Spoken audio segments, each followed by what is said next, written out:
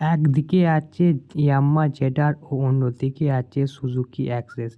এই দুটো গাড়ির মধ্যে ইয়ামাহা জেড-আর গাড়িটা বহু লোক কিনেছে, কারণ এই গাড়িটা দেখতে সুন্দর বলে।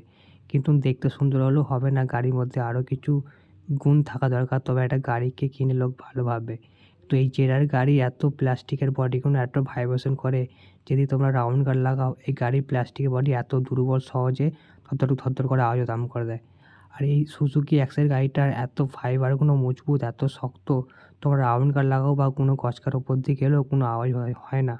আর এই গাড়ির সবথেকে ভালো লেগেছে মিটারটা, ওর গাড়িটার টান। গাড়িটার কোনো দিকে হেলবে না, দুলবে না, সোজা যাবে। তোমরা সবাই কমেন্ট করে বলো কোন গাড়িটা একটু বেশি দেখতে ভালো ও কোন গাড়িটা বেশি মজবুত। আমার তো সুজুকি অ্যাক্সেসটা খুব ভালো লেগেছে। এবার তোমরা সবাই কমেন্ট করে বলো যে কোনটা ভালো। আর জেডার গাড়িটার মধ্যে এই জেডারের ইঞ্জিনটা ভালো, মাইলেজও ভালো দেয়, কিন্তু এর বডি প্লাস্টিকের ফাইবার বডি কোনো ভালো নয়। কদিন পর থেকেই আওয়াজ হতে আরম্ভ করে দেয়, করে।